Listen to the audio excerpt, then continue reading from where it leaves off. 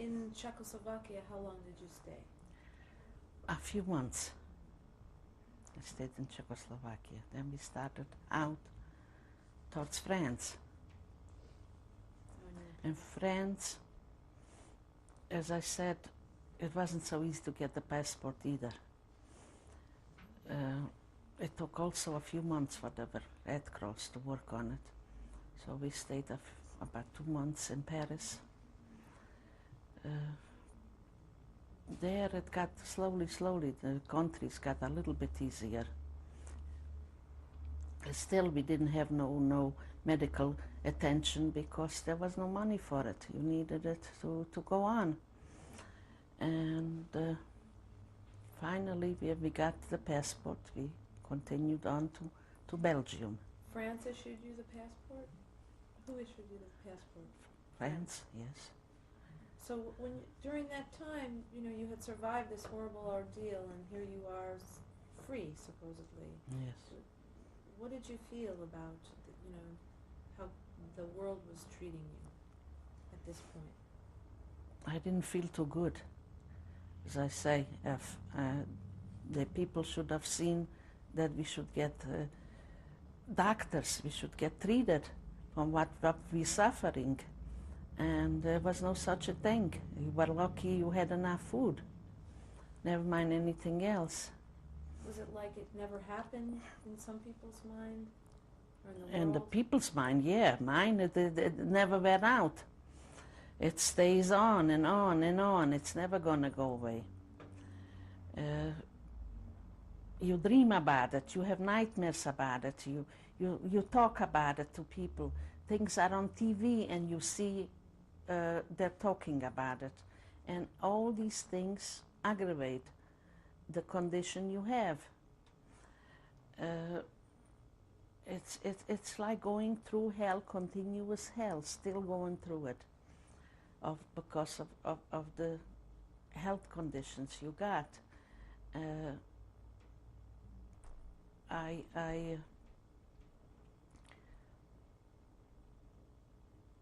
I got some help for a while with psychiatry, and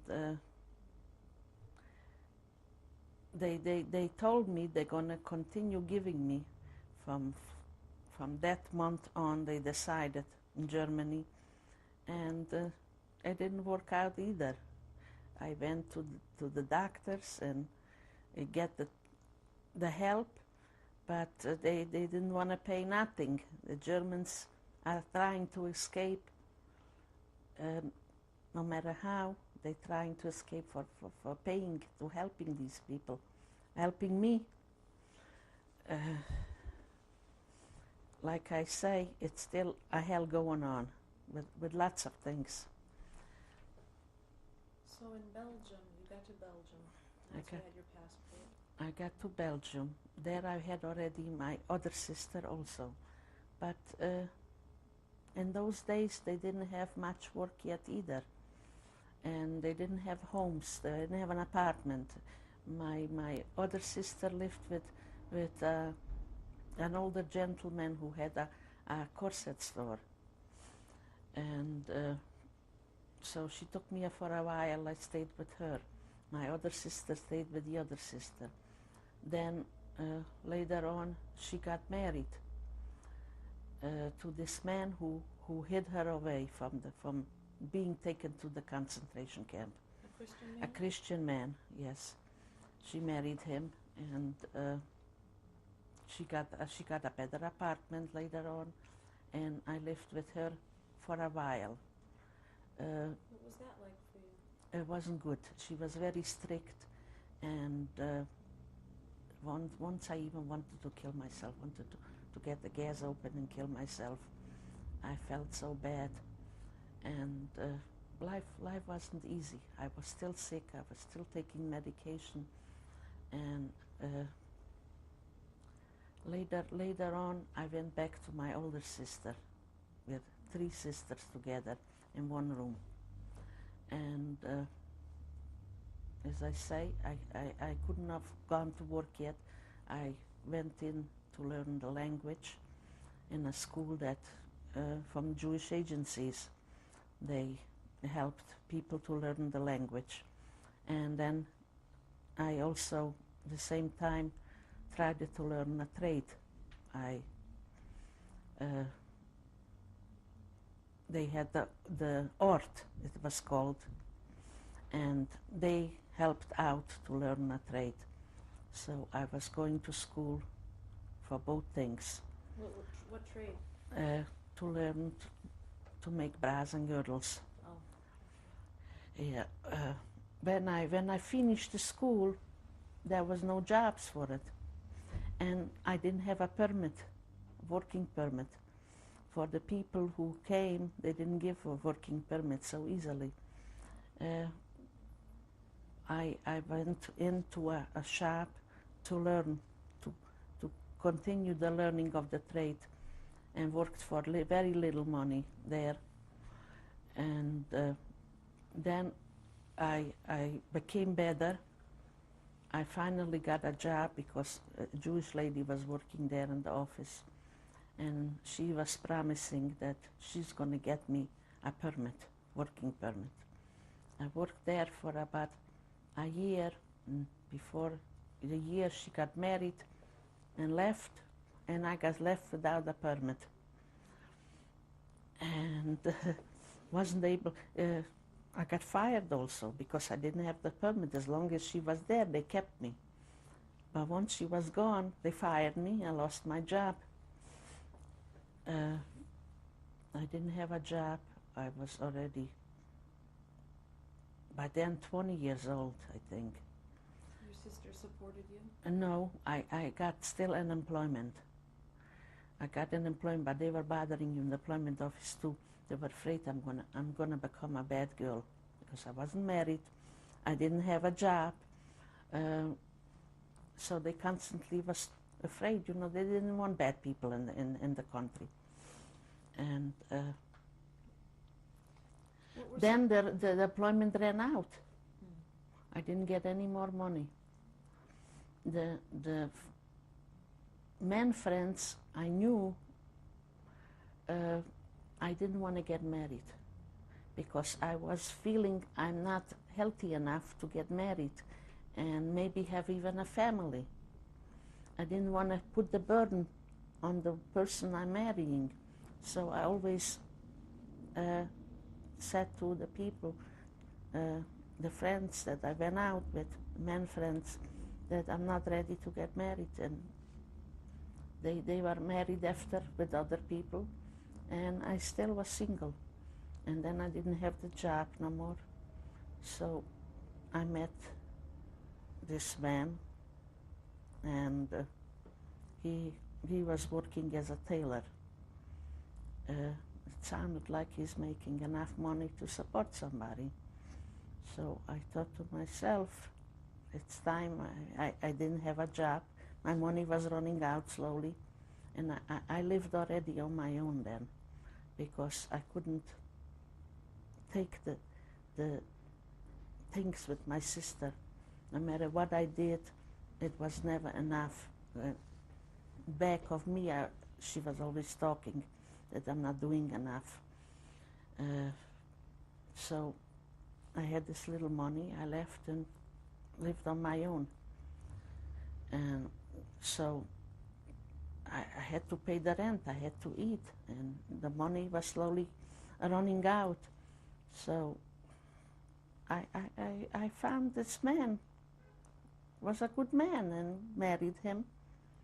I got pregnant right away, had a baby after 9 months, and in between we were talking about going to America. My husband was talking. Was that a dream of yours? It was a dream of my husband's. He had a father who was in America over 5 years, but he wasn't smart enough. He left back to Europe to go look for a bride, and then he wasn't able to come back to this country because he wasn't a citizen. And he ended up being taken to the concentration camp for Belgium and died. So he had this dream that his father was here, he did good here, It was a good country to come to America. Here he wouldn't have to work so hard because there he worked on his own, and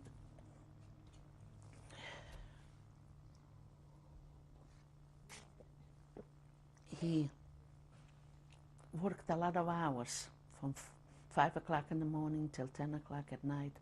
And he thought, oh, here in America he wouldn't have to work that many hours. When we got here, How did you come? when my daughter was 4 months old, I got a visa to go to America. I got the visa first because I was a Czechoslovak citizen and they were allowed in the country in America faster. So I got the visa and he didn't get a visa. So I went to the consul and told them I have a baby. They were going to let me into America to have the baby here. But I said, I'm not going alone. I have a baby, I need my husband there. So after 2 months, they gave my husband also a visa and we left for America. The baby was 4 months old. The Hayas found somebody here in America. They sent the papers, and when we got here, the Hayas took us in a building, was full of roaches and hot, and the baby wasn't able to have a bath or anything, and it was just terrible there. In New York? In New York. We came to New York with the Queen Mary, traveled for 7 days. Queen Elizabeth II, it was called. And we came here, we stayed maybe a week in that place, and I cried. I started to cry to the people. I said, I can't stand, I have the baby, and I can't stand seeing her suffer already. I suffered enough. I need an apartment, I said. So they said, all right, we'll give you $50, you find an apartment, and we pay the $50 for the rent, and then you're on your own. So it wasn't so easy when we came to America either, until he got a job. I worked for a while too, because he wasn't able to stay on the job. I went to work, and didn't stay long because my back was hurting me. I couldn't take the strain the whole day. Stayed maybe 3 months in the job, and by the time he found another job, he went back. And we managed to take care of ourselves slowly. We bought some things and paid off, and it became slowly a little bit easier, but it was hard. Every year and every day that we were together, it was hard. So you tried Because of my health, it was hard. And you had a son? with another child. Then later on, after 5 years, I had a son, born in Brooklyn. And life improved slowly. My husband's family also was destroyed. He had only one brother left in Belgium. And life was going on slowly. We continued with life. And slowly we got better and better. Not with my health, never was better. It still is terrible and still suffering. And now we're older and the kids are on their own and we're suffering. The children don't want to have us around, although there's always a room, an extra room. They don't want children around, so we're left alone. I divorced my husband in between, and went through a lot with my husband with sicknesses. He was beaten in the concentration camp, and I think from that beating he had a tumor. It came out later years. He had a tumor in the head, and I went through hell with that for months until nobody believed me. I was saying the truth, that my husband was sick and getting sicker, and things have to be done about it. Finally, when I went for x-rays, the doctor said, yes, she's right. He's suffering from, he got paralyzed on the left side. He wasn't able to talk. He wasn't able to walk right. He says it's time to have an operation. And he hopes it's going to be a good operation and he'll be able to continue his life. Which thank God it happened. But I went through hell before and then after, taking care of him, did all by myself, everything. Got myself sick. By the time he was well, I got sick, as there was nobody else to take care of me. So I said, I have to leave. If I want to live, I have to leave. And I left. My husband went to live on my own. And thank God, I'm alive. Otherwise, I don't think I could have made it. Rosalie, if when someday your grandchildren might see this, or other people might see this, as years go by, do you have any message for the younger generation? The younger generation should try and ask more questions of their parents and hear the story and do something about it, and continue doing something about it when we're gone. Because if they don't wake up now, it's not going to be good for them or their generations, coming generations.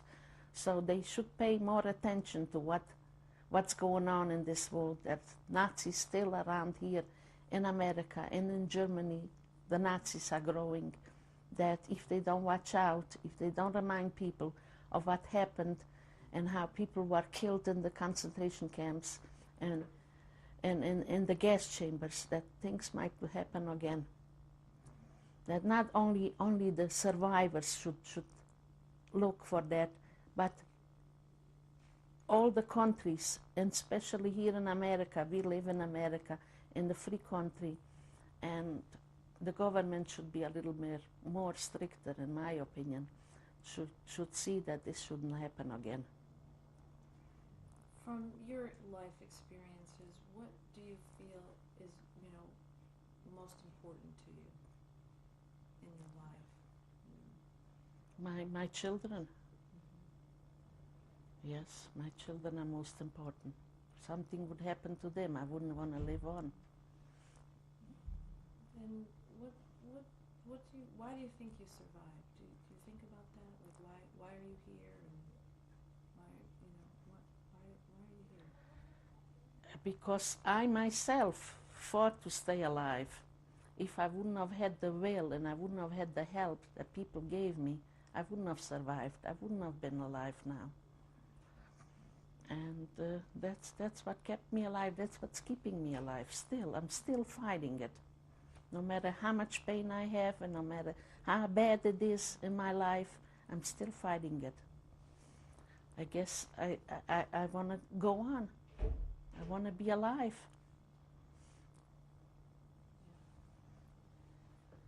Do you have anything else to add? I don't think so. I want to thank you. I thank you, all of you, for all this opportunity and to tell my story. And I hope one day it might help somebody else. Could you tell us who's in the picture? On the picture is my sister, my oldest sister. She was a twin, and her husband and one of the sons who went with her to the crematorium when she got to Auschwitz. And her husband survived because he was in the army. Could you tell us who's in this picture? On this picture is my two brothers. One of them is named Zalman and one of them is named Shalom. And this is a picture before the war. And where are they now? One is in Israel, Zalman is in Israel, and Shalom is in Los Angeles. Could you tell us about this picture? This picture is when I was going from Belgium to America, to the United States. It's my husband there, and me, and my baby daughter. She was 4 months old, and we were going to France to take the Queen Mary II. We were going to America with that ship. We traveled for 7 days, and we got to America in November. Oh, can you tell us who's in this picture and what's going on? Yeah, and this picture is when I was married to my husband Joseph. And the first one to the right is my oldest sister Hannah and her husband Srulik, he's not alive anymore, and my sister's baby. And then on the other side is me and my husband, and then is my sister Fanny and her husband. Could you tell us about this picture? In this picture, my son got married, my son Larry got married to Deborah, and the whole family is there, from my side and from my husband's side. The first one is my grandson David, and then is my nephew Carl, and then is the little one is Benjamin, and on top of that is his mother Miriam, my daughter, and her husband Yehuda, and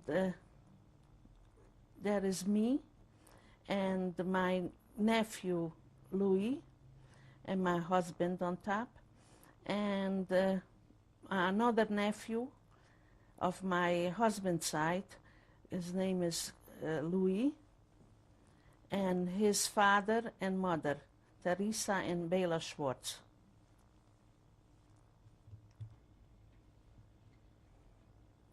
Okay, can you tell us about this picture? This picture was made in Israel. I went to a simcha there, and from the right we have my brother Zalman, my sister-in-law Chaya, and then we have my brother Yitzchak and his wife on top, Hannah. Then we have my niece, what's her name? I forgot her name. Okay, we have next to her my sister Yoli, and we have 2 of their children on the bottom, and my sister-in-law from Los Angeles, and then we have my sister's husband Yoli's husband Srulik, and my niece Leah, and then there's my brother there, Shalom, and me, the last pictures. Okay. This is my number that I got in Auschwitz in Birkenau. This is a tattooed number, and it says A16071. That's my number. This number is still left from those days when I was in the concentration camp. It can be erased any other way but cutting it out, like surgery. It would take it off. Otherwise, it will stay till the rest of my life.